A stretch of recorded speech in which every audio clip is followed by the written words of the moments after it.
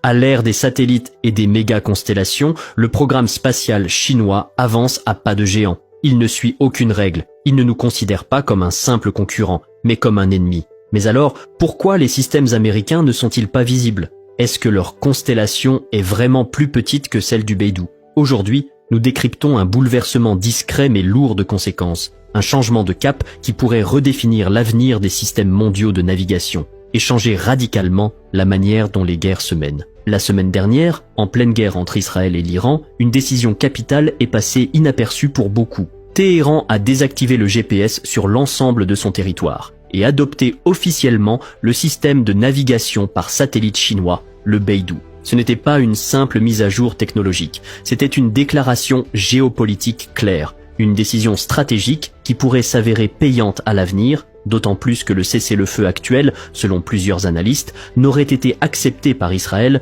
que pour mieux se préparer à une prochaine offensive. Depuis des décennies, le GPS, conçu et contrôlé par l'armée américaine, constitue l'épine dorsale des technologies de navigation par satellite pour la localisation, la navigation et le chronométrage à l'échelle mondiale. Mais pour un pays comme l'Iran, historiquement opposé à Washington, dépendre de cette infrastructure américaine comporte de vrais risques. Interruption de services possibles, surveillance, vulnérabilité cyber. Alors, pourquoi ce changement maintenant? Plusieurs raisons semblent avoir poussé l'Iran à franchir ce cap décisif. Premièrement, avec la montée des menaces de cyberguerre et de brouillage électronique, surtout dans un contexte de tensions accrues avec Israël et les États-Unis, l'Iran ne pouvait plus se permettre de dépendre d'un système que ses adversaires peuvent perturber. Deuxièmement, le Beidou chinois ne se contente pas d'être une alternative technique. Il offre aussi un alignement géostratégique. Pékin et Téhéran renforcent leurs liens dans les domaines du commerce, de l'énergie et de la défense. Troisièmement, cette décision s'inscrit dans une stratégie plus large de l'Iran, se libérer des systèmes dominés par l'Occident, qu'il s'agisse de SWIFT, d'Internet ou des réseaux satellites. Mais une autre raison plus immédiate a précipité ce basculement. Tout est parti d'un scandale, survenu en plein cœur des salles de commandement iraniennes. Les médias d'État iraniens ont affirmé que WhatsApp et Instagram avaient transmis en temps réel la localisation de hauts responsables militaires à des puissances étrangères, notamment Israël et les États-Unis. Selon ces allégations, ces applications transmettaient des données de géolocalisation dès que les téléphones étaient connectés à Internet. Une véritable traînée de miettes numériques pour guider drones et missiles ennemis. Meta, la maison mère de WhatsApp et Instagram, dirigée par Mark Zuckerberg, a nié ces accusations. L'entreprise affirme qu'elle ne collecte ni ne partage de données de localisation précises et que ses services sont protégés par un chiffrement de bout en bout. Mais pour les experts en cybersécurité, le danger ne vient pas forcément du contenu des messages, mais des métadonnées. Les eurodatages, la fréquence des communications et même des données GPS approximatives peuvent être exploitées, surtout si un logiciel espion est installé. Face à cette menace, l'Iran a lancé un appel national. Ces 90 millions de citoyens ont été invités à supprimer WhatsApp et Instagram, qualifiés d'outils d'espionnage. Et ce n'est pas de la simple paranoïa. Certains des assassinats ciblés les plus médiatisés de militaires iraniens, y compris pendant le conflit actuel, seraient liés à des fuites issues de communications numériques. En réaction, le pays a aussi drastiquement restreint l'accès à Internet. Les rapports indiquent que durant l'escalade militaire de juin 2025, le gouvernement iranien a bloqué plus de 97% de la connectivité, incluant les réseaux sociaux et les applications de messagerie. Et malgré les déclarations rassurantes de WhatsApp, un nouveau coup dur est survenu récemment.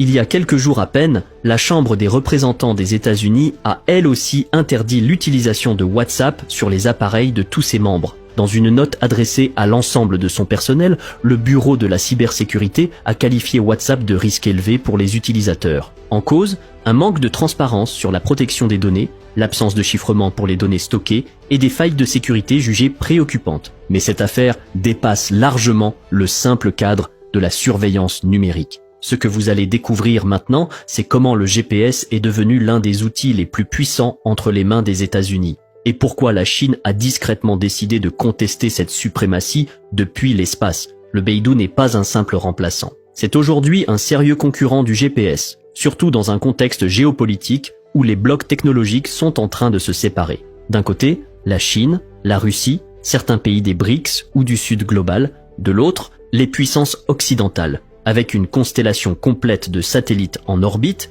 Le Beidou offre une géolocalisation extrêmement précise, une protection renforcée contre le brouillage et une fonction unique, la messagerie courte. Oui, une capacité à envoyer des messages courts, même dans les zones où les réseaux traditionnels ne fonctionnent plus.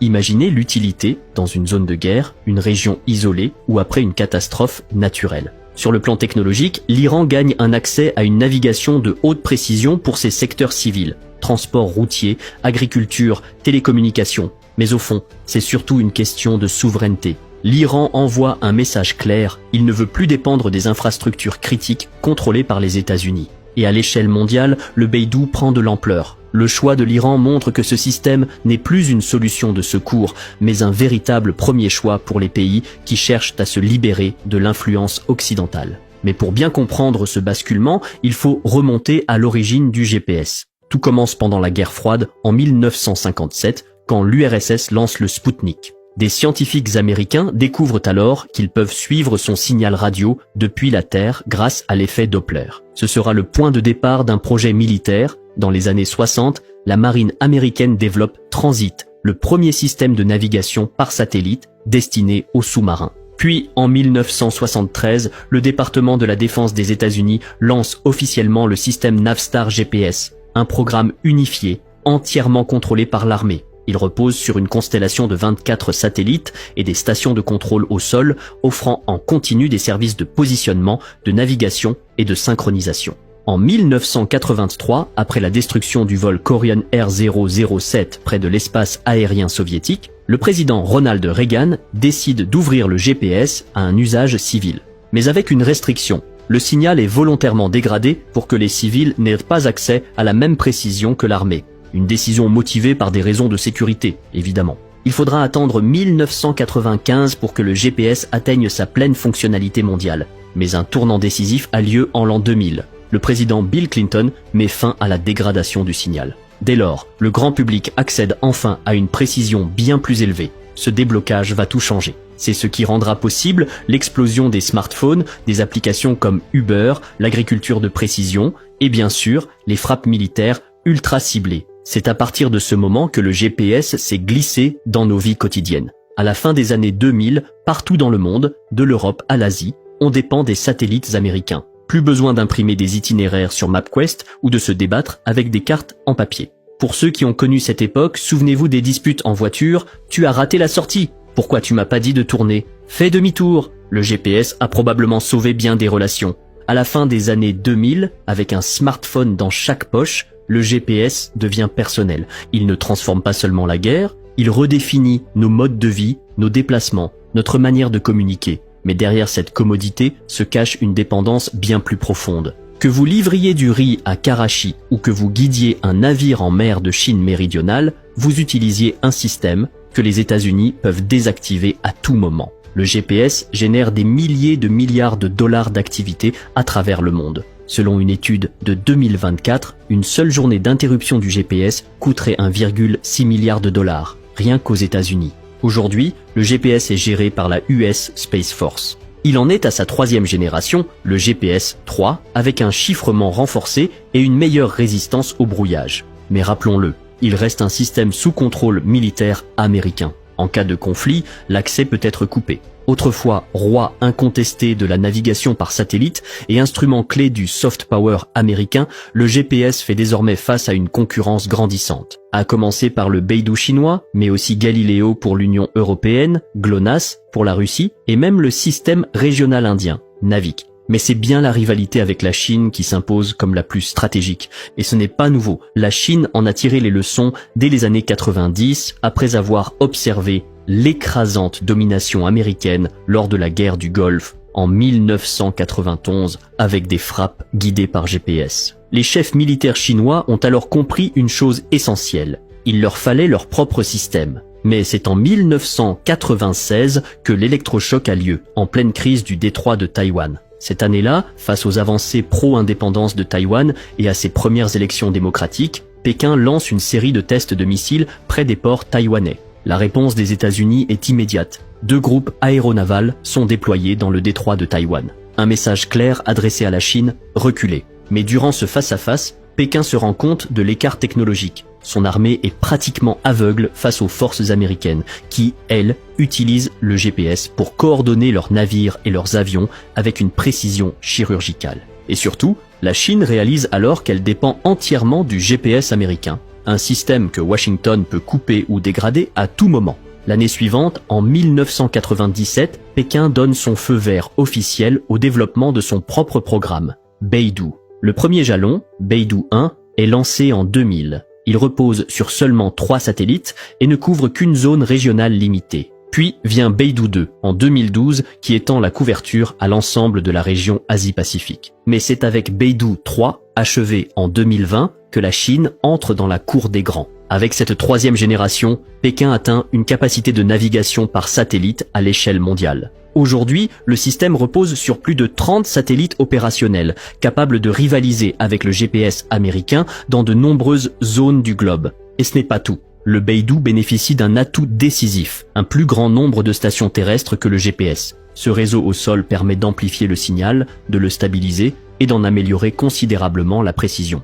Le service civil du Beidou offre ainsi, dans de nombreuses régions d'Asie et d'Afrique, une précision de géolocalisation d'environ 1 mètre. À titre de comparaison, dans ces mêmes zones, le GPS offre généralement une précision comprise entre 3 et 5 mètres. À l'échelle mondiale, les deux systèmes sont souvent similaires, avec une précision estimée entre 2,5 et 5 mètres. Mais certains rapports suggèrent que le Beidou dépasse aujourd'hui le GPS dans plus de 165 pays. Prenons un exemple simple. Vous essayez d'envoyer votre position actuelle à un contact. Ce que vous voyez à l'écran, ce n'est pas qu'un point sur une carte. C'est une distance précise en mètres entre vous et le signal reçu. Lors de ce test, pour des raisons de sécurité, toutes les zones visibles ont été noircies. Mais on peut voir que le GPS localisait la personne avec une précision de 5 mètres à peine. La plupart des smartphones modernes sont compatibles avec tous les systèmes mondiaux de navigation par satellite. Mais en pratique, les téléphones se connectent en priorité aux satellites les plus proches et offrant le meilleur signal. Autrement dit, c'est souvent une affaire d'efficacité, pas de choix politique. Mais derrière ce choix technique se cache une autre réalité, bien plus stratégique. Qui contrôle l'infrastructure qui régit la guerre, le commerce et notre vie quotidienne? Et que se passe-t-il quand ce contrôle change de main? Dans le domaine militaire, le Beidou offre une précision redoutable, pouvant atteindre le centimètre près. Il permet aussi l'accès à des canaux militaires chiffrés, ainsi qu'à une fonction de messagerie courte, même sans réseau mobile. Un atout décisif pour les situations d'urgence ou les scénarios de guerre. Une capacité stratégique unique que le GPS américain n'offre toujours pas. Aujourd'hui, plus de 1,5 milliard d'utilisateurs se servent quotidiennement du Beidou à travers le monde. Des smartphones aux villes intelligentes en passant par les hubs logistiques en Afrique ou les systèmes agricoles en Chine et au Pakistan, le Beidou s'impose dans plus de 140 pays, en particulier ceux intégrés dans l'initiative chinoise des Nouvelles Routes de la Soie, aussi appelée Belt and Road Initiative. Beidou devient ainsi l'épine dorsale technologique d'un nouvel écosystème numérique porté par la Chine. En Afrique, plus de 30 pays l'utilisent déjà pour l'agriculture de précision, ce qui a permis d'augmenter les rendements de plus de 15%. Et en cas de guerre, le Beidou donne à la Chine et à ses alliés comme l'Iran une capacité de frappe et de défense indépendante du GPS, avec une précision à la seconde près. Alors, quand l'Iran désactive le GPS pour passer au Beidou, ce n'est pas un simple changement de logiciel, c'est un réalignement géopolitique. Et si la montée en puissance du Beidou se confirme, alors nous assistons peut-être en silence au déclin de l'empire numérique américain. Le GPS américain, selon le propre département de la US Space Force, accuse un retard technologique. Les États-Unis remplacent actuellement leurs satellites des années 1990 par ceux de la génération GPS 3. Mais ces nouveaux satellites ne révolutionnent pas le système. Ils étaient initialement prévus pour être lancés dès 2014. Aujourd'hui, ils n'apportent qu'une amélioration modérée de la précision.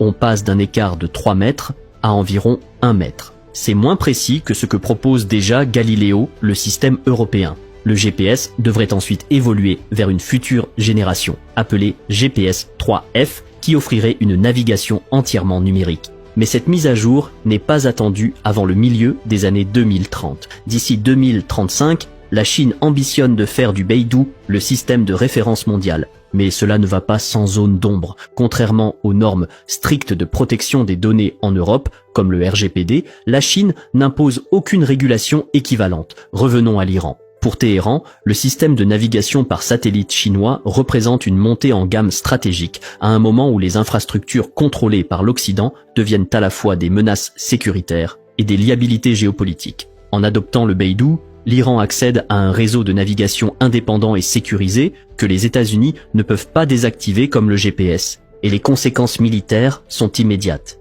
Désormais, drones, missiles et systèmes de défense iraniens peuvent fonctionner avec une précision renforcée grâce aux coordonnées chiffrées du Beidou. Ses protections contre le brouillage électronique et sa capacité de messagerie courte sans réseau mobile offrent à l'Iran une résilience bien supérieure en cas de cyberattaque ou de guerre électronique, notamment face à Israël ou lors d'une escalade dans le Golfe. Mais au-delà du champ de bataille, le Beidou renforce aussi la logistique civile et la survie économique de l'Iran sous sanctions. Les pétroliers, cargos et convois commerciaux iraniens peuvent désormais naviguer avec le Beidou sans recourir au GPS, réduisant leur exposition au suivi occidental. Cela facilite notamment les tactiques de la flotte fantôme qui consistent à désactiver les transpondeurs pour échapper aux radars. L'intégration du Beidou dans les infrastructures chinoises des nouvelles routes de la soie donne aussi à l'Iran un accès stratégique au corridor eurasien.